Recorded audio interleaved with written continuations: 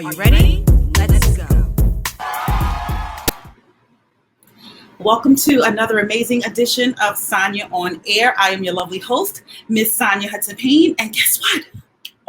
I have another great show for you. I'm so excited to talk to today's guest. She is a boss. Okay, we're going to put a capital B and exclamation mark, until you are just screaming. Television producer. I mean, just a cast member of OWN's Love and Marriage Huntsville. I am super excited to talk to this queen, and you should be excited too, because every time you have a boss in the room, you better take out your paper and your pen and take notes, because this is going to be a whole lot of teachable moments on how you can be amazing and dynamic too. So without any further ado, because I'm so excited, and I don't want to keep you waiting any longer, I'm going to bring to you Melody S. Holt. Hi, Melody. Hey, how are you? You look so beautiful.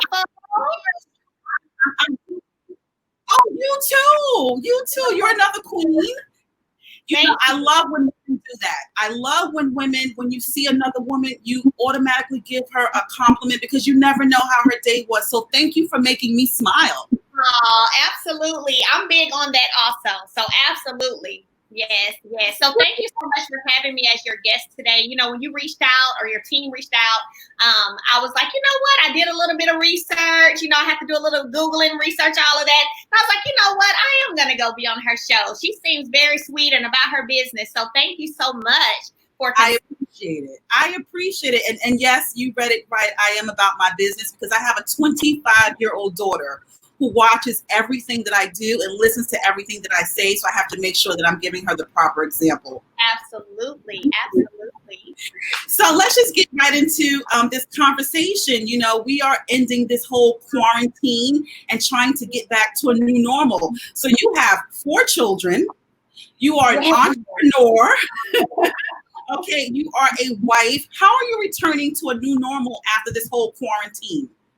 You know, first off, the 4 children, like you said, I tell people all the time, I got a whole tribe, okay? It's a bunch of us. But for me, bigger than anything, I will say, returning back to normal after the quarantine is starting to feel comfortable enough to allow the children to go to different places and have fun and enjoy.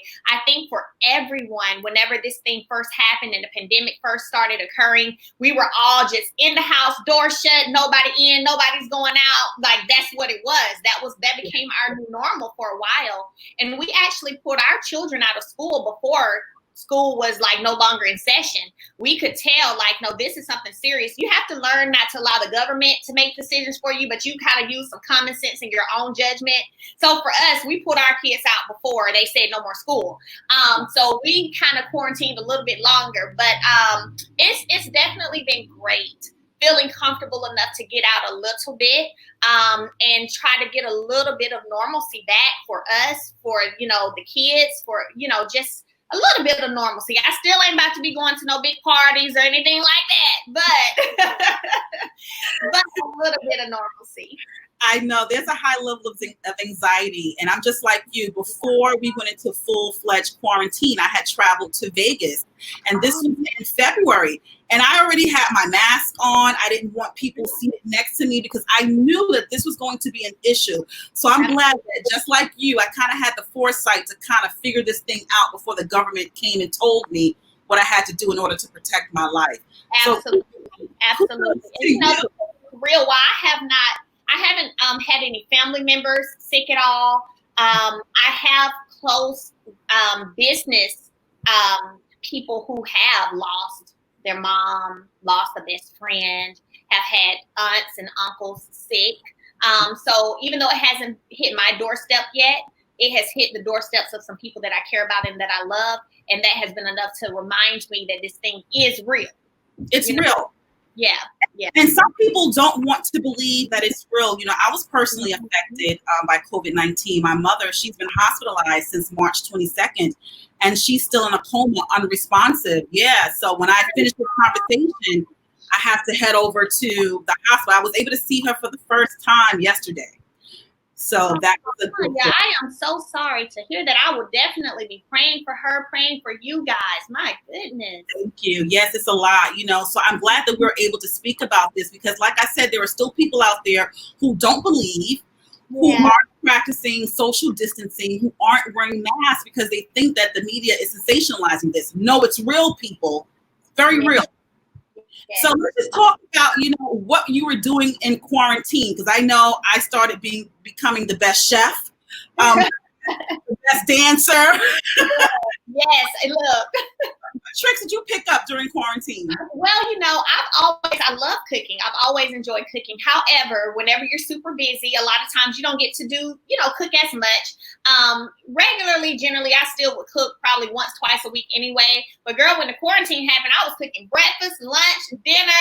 I was doing dressing. It looked like it's Thanksgiving. I was making cornbread dressing, turkey, greens, and everything else, like just having a ball, really, just having fun, getting in the kitchen and having time to do those things.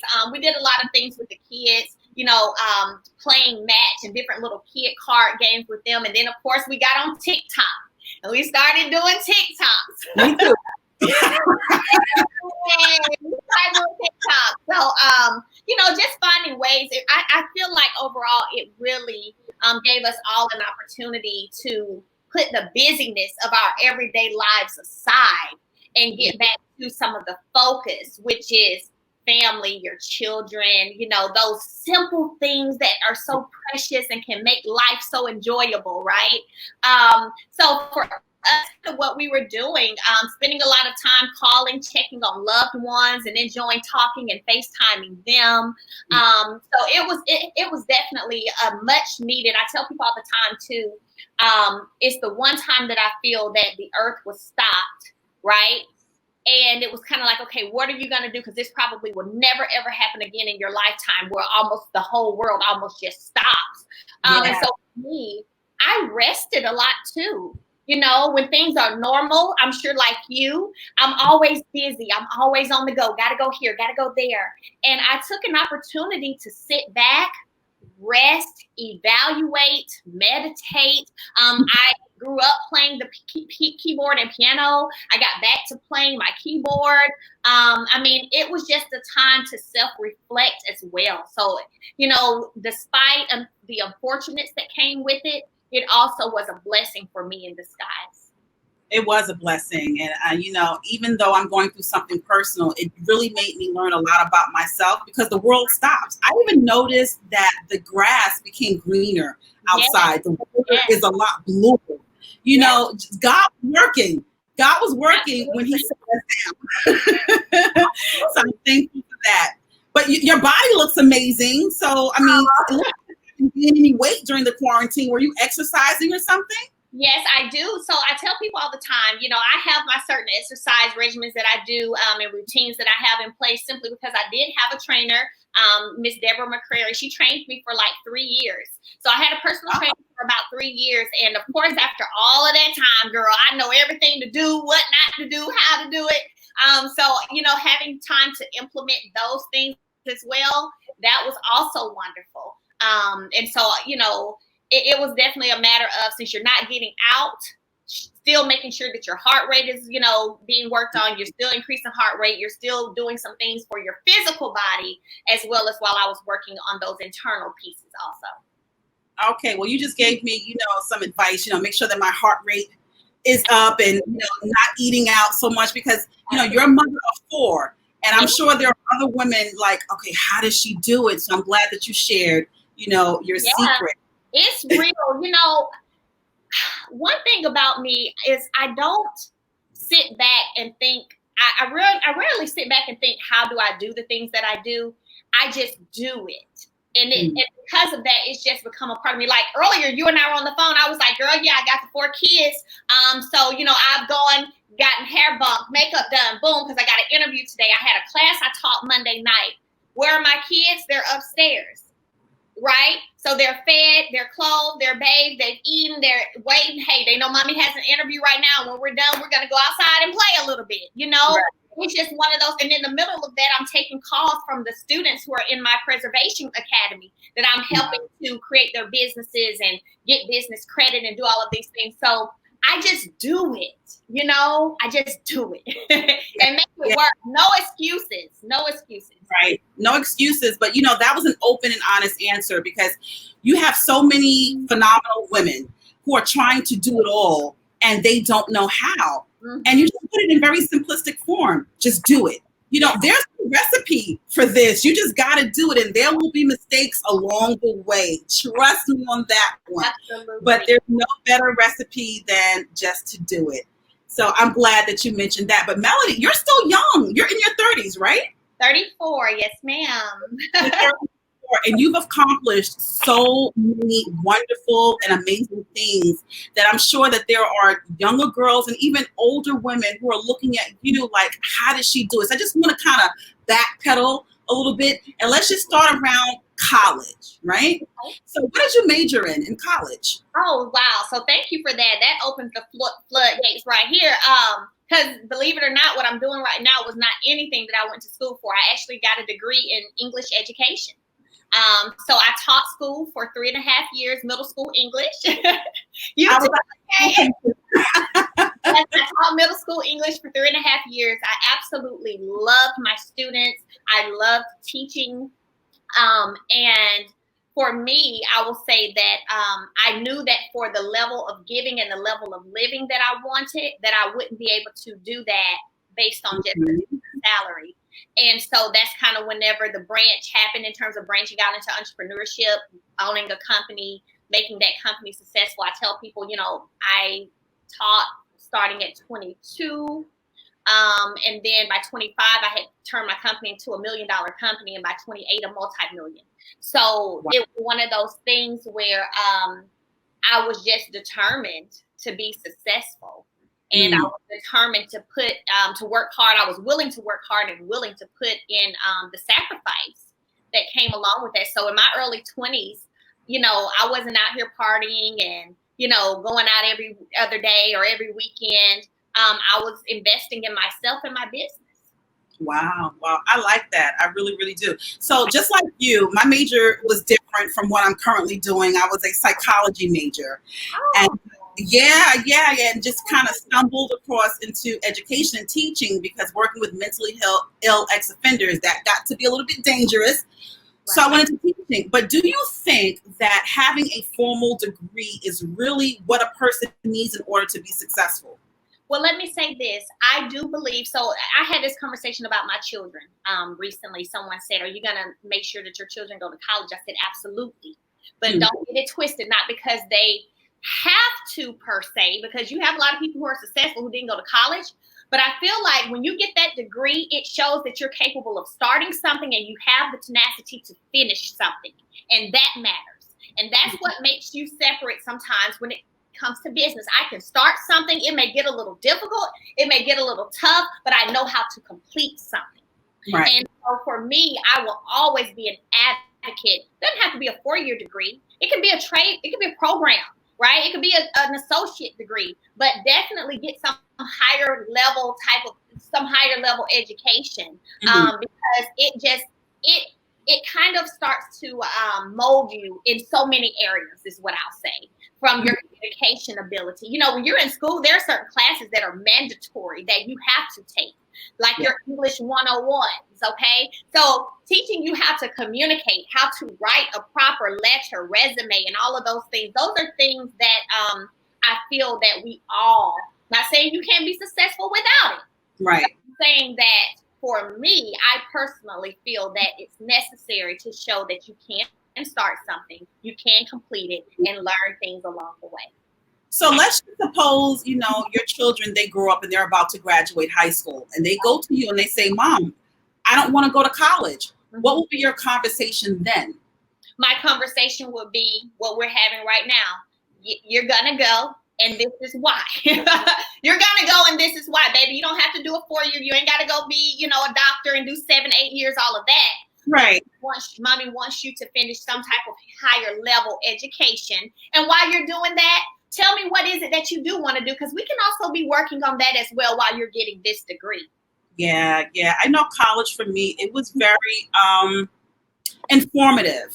It really kind of shaped who I am today, but it was So many people. it was confusing for me because you go to classes and then you're worried about fitting into the college atmosphere. I was a first generation college student throughout my entire family. I also come from a community where I didn't see people go to college, so being thrust into the college atmosphere, it was very, very new to me. Was I successful in college? Oh yes. But were there a lot of mistakes? Oh yes. So Right. what college student were you? Well, for me, so I graduated in May from high school, and I actually started school. I left like a week after I graduated and moved to Huntsville to start school that summer. So I graduated in 3.5 years with a 3.96 GPA. I think I made 1B, and I think it was in psychology, girl. So, for real, too. So I made like 1B while I was there. But for me, I was just very, again, focused. I managed to be able to pledge the best sorority in the land, Alpha Kappa Alpha, but other than that, I never was really that girl. I worked 3-4 jobs regularly while I was in school. I always had 3 to 4 jobs while I was going full time trying to graduate early. So I never was that person out all the time partying and stuff. I just been like, okay, this is my goal. What does it take to get there? How do I make it happen? Now, boom, let's make it happen. Well, that speaks to who you are because, like I said, still at the age of 34, you are an entrepreneur running a multi-million-dollar business. So, you telling me of how you were in college, it really, really makes sense. But you weren't that busy where you didn't find love. Is that where you met your current husband? Yes, it is. We met at Alabama A&M University. Wow. See, we're very similar, Melody. I also had a college sweetheart. Hence, my daughter's 25, so that was just a full-fledged, love story. I want to go into that a little bit more and just really shift the conversation to, the question that everyone wants to know because we're about to go into the season 2 premiere of Love and Marriage Huntsville, and the question that I'll be tuned in. I'm actually having a viewing party with some of my friends, Melody. Oh, wait, hold on. Y'all gonna be in person or y'all zooming? We're zooming. I ain't that with people yet. No. But in season 1, we saw the troubles that your marriage went through. And there's been so many questions as we approach season 2. I'm just going to put it out there. Are you still married to your husband, Martell? We are still married. Mm-hmm. Okay. Are you separated? Gotta watch the show. I gotta watch the show. Watch the show. It's. I will say this. This is what I will say. Currently, we are still married. Currently, yes, we are. But I will say that when it comes to marriage, relationship, love, and things like that, you have to understand and recognize how much you're willing to go through and how much you're not willing to go through, and when it's time to just say, okay, that's enough. And a lot of times that's one of the biggest decisions and hardest decisions, to be honest, especially if you have a lot invested with that person. Like us, we have 4 children. We grew up together, literally. Like I said, I was 22 when we got married. So we've literally grown up together. Wow. It can be one of the hardest decisions to make, but you also have to make decisions that you feel will bring you happiness and make you a better person. Sometimes you have to be a little selfish sometimes and say, hey, I'm not a walking doormat, and enough is enough. So, y'all stay tuned, girl. The whole season is just going to be mind-blowing. We'll be tuned, staying tuned. But, there were so many cryptic messages from you on social media. We talked about your TikTok. You did do a TikTok where you pretended that you were Barbie calling Ken, saying that Ken had cheated on a Bratz doll. So we're still that was funny. That was very funny, though. I lived for that moment. I'm gonna just let you know. A lot of people was living for that. That was like, oh, what happened to the reception? Come on, Melody, come back. we're just having some technical difficulties with Melody. The camera isn't working on her part, but hopefully she'll be joining us in just a few short moments. As she said, we definitely have to be tuned in for season 2 of Love and Marriage Huntsville so we can find out what's going on with this beautiful couple. I don't like to see the end of Black love. I really don't. But you can love Black love differently. I think so. You can definitely love Black love differently. Melody, you're on a different camera now? Let me tell you, can you see me? Let me tell you, no, this is so crazy. So I had you on my MacBook, right? And I didn't know it was halfway dead. So it just died on us in the middle of the interview. But I'm back. I'm back. By whatever means necessary. I said, oh, let me get my phone and pull up this link and click back in here. And just like you said earlier, there'll be mistakes, but you just do it. So I love to see how phenomenal women kind of bounce back. So, we had the technical difficulty. We were talking about your amazing TikTok, which I said I lived for that moment. But, we're talking about Black love, and I love to see Black love, exemplified on television. And it was so huge to see you and your husband on Love and Marriage Huntsville. And when we were disconnected, what I was telling my viewers and my listeners is, Black love is very important, but Black love can mean different things. So I'm glad that you mentioned about loving yourself. To me, that's a form of Black love. You can't have, love for anyone else until you have love for yourself. So I'm glad to hear that you spoke about that. How has it been for your children? Oh, our children have been great. They're great. So, yeah, I mean, they're our pumpkins, So they bounce back. Children are very resilient. Huh?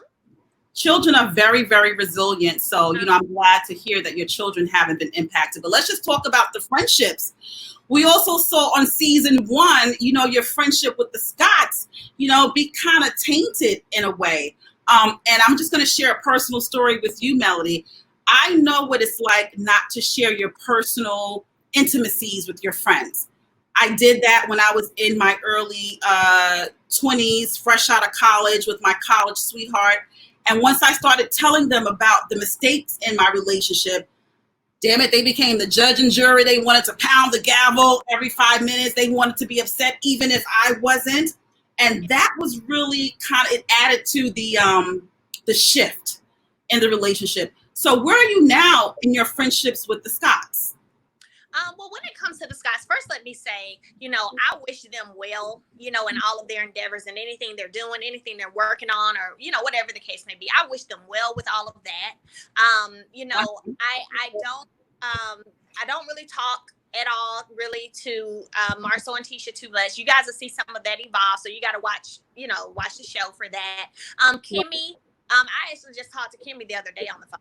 So Kimmy and I, we still communicate here and there, checking on each other and things like that. But it's definitely interesting.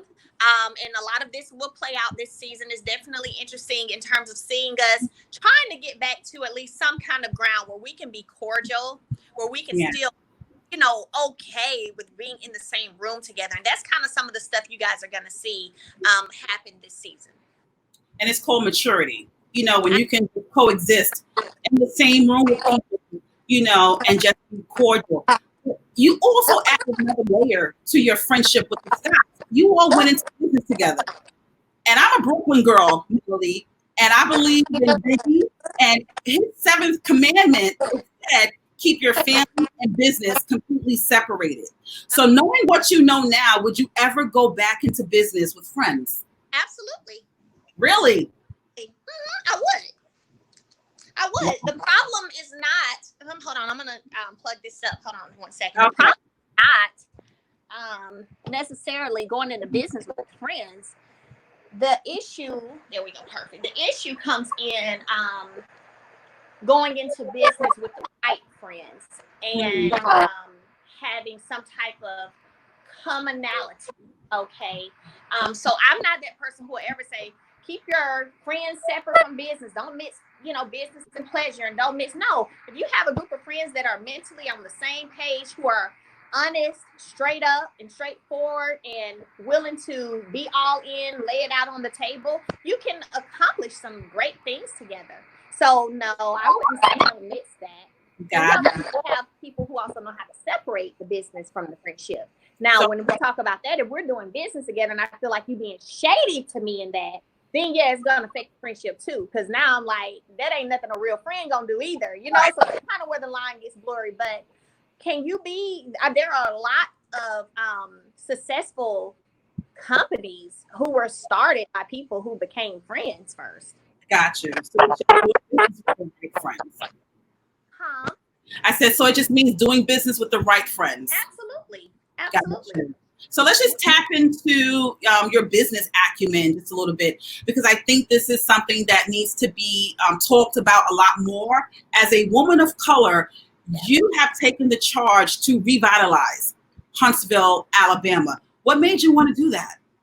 So for us, when we all sat down, it wasn't just me by myself. It was one of those things where we sat down and came together and we noticed a specific area, North Huntsville, that we felt like needed more attention and needed some revitalization, needed new homes, needed new businesses and things like that. And it was kind of one of those things where it was like, hey, what can we do to help change the narrative a little bit when it comes to North Huntsville? How do we make it to where, you know, the whole comeback group thing was, we can come back if you come back. So how do you make it to where the young people in that community, yeah, they may see you riding in your Lamborghini, or yeah, they may see you riding in your Range Rover, but they know that, oh, the reason or how they got this Lamborghini and this Range Rover is, oh, because they own this business right here. Not because they're out here doing illegal things, but, oh, they own this. So it was one of those things of us wanting to show a different way. And so the whole goal was to live in that community. So we actually, Martell and I put our home up for sale. And we did sell. We had a home that we owned in Harvest. We sold that home, bought a home in North Huntsville that we started renovating, because that's where we were going to live. We were going to live in the community that we were saying we wanted to bring about change in. Unfortunately, you know, there comes a ticket with everything. And unfortunately, while we were renovating our home, it was broken into multiple times. Wow. And so because we do have 4 children. So because for the safety of ourselves and our kids, we were like, okay, we're not going to be able to do this right now. So we ended up, you know, moving somewhere else. Because again, we had sold our prior home. So we ended up moving somewhere else. And, you know, but overall, the main goal and premise behind the comeback group was, we can come back if you come back, living in the community that we're saying we want to bring about change in. I love it. Just giving back to the community. And you're also giving back in another way. And you kind of discussed it a little bit at the beginning of this conversation, but you also facilitate master classes. So tell us more about that, and if you have any upcoming master classes. Yeah, so thank you. I actually, it's so crazy because I would say this was probably a year or 2 ago, whenever I actually decided or got the idea that I wanted to teach people how to get into this multi-billion-dollar industry that ultimately got me to the point where I was able to do 500K my first year. And then the 3rd year, I was up to $1 million, then multi-million by, you know, the 5th year. So I wanted to teach people how to do that. So I thought of it a couple of years ago. And I'm one of those people where, like, even my skincare line, I have a skincare line. Well, I started working on my skincare line 2 years ago.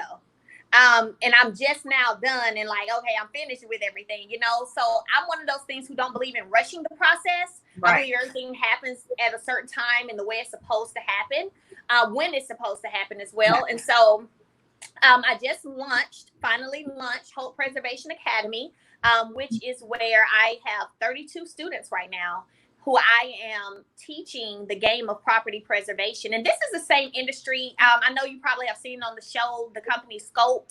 So Scope was created because it was Scott and Holt put together. Scope was created merely by, you know, hey, let's help a friend. You know, he's out of work right now. What can we do? How about we teach him the game that we're in? Sure, let's do it. So then Scope was created. And, you know, we went in, taught Mr. Scott what we do, how we do it, and assisted along the way. And so now I'm doing that same thing that I did way back when Scope got started. And I'm doing it for right now 32 people. Or now they all have their own companies. They all have, you know, their own business checking accounts. They have the resources and access to all of my my documents to make sure they're successful, a lot to my connections. I've had guests on the show the past 2 weeks, so I teach every Monday night. I've had guests on the show who've been in the game. Like last week, we had someone on. He was doing $10 million a year in this industry. So my whole thing is, let me get you in, let me show you how it goes, and let me help you make your money as well. That's another recipe and a special ingredient of successful people. You don't just take all of your intellect and knowledge and you keep it to yourself. You make sure that you spread the wealth. I love to see that happen. So, thank you for discussing and giving us more information about that. So is it too late for people to join this masterclass? No, people can still join. Right now I'm full. The next class will be in July. Because like I said, I got 32. So girl, they all have my cell number. I'm their new BFF. So, and at first I had people saying like, why are you giving them your personal cell number? Like, da, da, da. And then the same person who said that heard me having conversations with some of my students. And they were like, you know what? I changed my whole mind frame when it comes to that. He said, they were like, he was saying to hear how these people, are connecting and are so happy that you're taking time out, to really talk to them. Yeah. The excitement in their voices when you pick up that phone, it was like, nah, you're doing the right thing. I'm like, yeah, because at the end of the day, people want to know that you're touchable. They want to know like, hey, I'm in this class. I can contact Melody and ask her what I need to ask her. Right. So, you never want to get to a place where it's almost like you can't talk to anybody. I had a conversation with a young lady like 4 weeks ago because she inboxed me and she's going through some stuff in her relationship. And she was like, I just really need somebody to talk to. I don't feel like I can talk to my friends. Kind of the same thing you said, because they're judgmental. They're going to be like, whatever. I gave her my cell number. I said, hey, give me a call. Let's talk a little bit. And I encouraged her a lot. And by the time that conversation was over, I'm sure that I'd given her something to help her feel a little bit better and let her know, make the decision that you feel is best for you. Right. So I love being personable with people and just taking time and really talking to people. I love it. And you don't find that too often. And I know that woman is definitely going to be impacted, as well as your 32 students, because from what you're telling me, it's not even about the money. You genuinely want to see people win. Absolutely. And that's important too. That's so, so important. But let's just go back a little bit before we wrap up this conversation. Okay. Like I said, I'm excited about the season 2 premiere of Love and Marriage Huntsville. What can we expect from the season? Woo! I hope y'all in for a whole whirlwind roller coaster and everything else, because it's going to be something serious. When your producers are saying this is better than last season, then you know it's about to be on. Wow. Well, so, you guys are going to see a lot. I think you're going to see more business things, of course, happening this season. And then, of course, you're going to see us as we maneuver through those relationship and friendship type issues, too. I think you're going to see more of the children this season. So that's going to be nice. It's going to be love and marriage Huntsville. Of course, we do have LeBaric and Destiny Williams as well, who you'll see more of this season as well on the show. So of course, I'm pregnant and I have my little pumpkin who's 6 months now. It's just going to be really, really good. It's going to be attention grabbing, but not only is it going to grab your attention, it's going to keep your attention. Carlos King does not play. Everybody who knows Carlos King as a producer, hey, he only produces the best. So yes. He's been on my show before, so we've had a lot of conversations. But the storylines are increasing, more drama. So what does that mean for your life? Because now your life is for everyone to see. How has your life changed? Well, I kind of just continue to still live my life the way I want to and do the things that I want to do. The biggest thing for me really is just my block game is amazing. I block people like crazy. So I'll clap back, then block you where you can't even respond. That's the biggest piece for me is just the internet trolls and the people who just, want to come to your page and be disrespectful. I don't care what you say on your page, but you ain't gonna come on my page and be disrespectful. So I just, I have to make sure that me and my team, my staff, we monitor that. and block people who are just down. I don't mean disagree, because you can disagree with me, but I'm talking about downright just disrespect where you gotta go. Yeah.